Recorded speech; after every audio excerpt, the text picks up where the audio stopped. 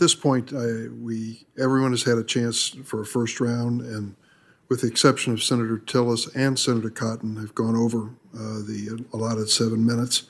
I know that you have to leave. I have additional questions, but I will not be asking them.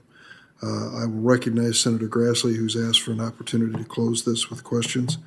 Any other senator who has a question needs to be here, and I'll give them 1 minute each. Senator Grassley. Mr. Chairman, may I just, before Senator Grassley goes, I just wanted to raise one point, which is when I spoke before the break, I made a reference to a shooting.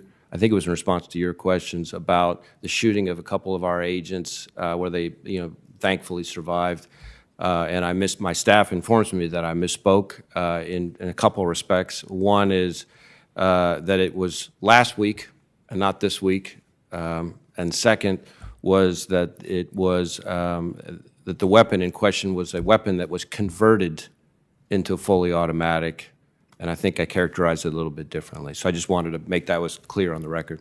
Thank you for the clarification. Senator Grassley. Yeah.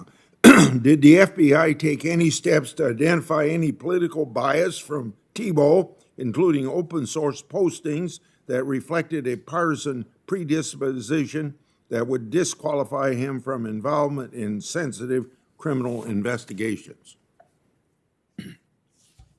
Well, Senator, I want to be careful not to comment at the moment on ongoing personnel matters. Certainly, we want to take advantage of all the tools at our disposal to make sure that people are following the rules. Can you just say this? Do you generally take any of that into consideration with any of your people that are in sensitive positions?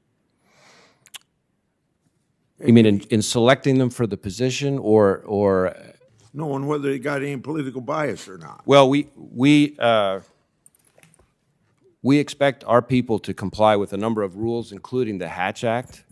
And so we have a number of rules and policies that govern not just... Let me go on to my next question. Okay. Which field offices are responsible for monitoring and investigating those Afghan evacuees that pose a national security concern? And that's a follow-up to Senator Hawley's question, but he didn't ask that specific question. So, Senator, I'll answer that one way, but I might need to follow up with you in writing.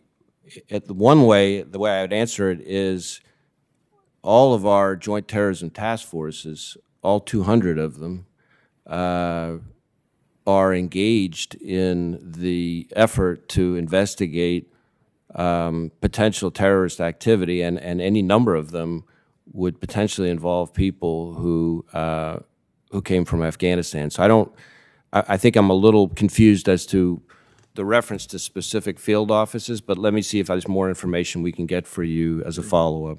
I might be missing an important nuance. My last question, does the FBI know where all these flagged evacuees are located? We have a lot of information about where people are located. I can't sit here right now and tell you that we know where all are located at any given time. That's probably true. Okay, thank you. Director Wray, thank you for coming. There have been several questions, at least one raised the question as to whether or not the FBI was vigilant in protecting the Supreme Court justice who was being harassed in some form.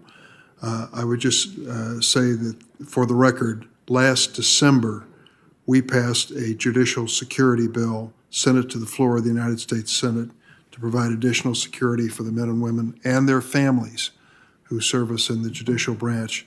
Unfortunately, that bill has been held up by the junior senator from Kentucky, a Republican, ever since. We've been unable to bring it out of the floor and make it the law of the land and protect even more judges across this country. I hope he will consider changing his position. Thank you for being with us today.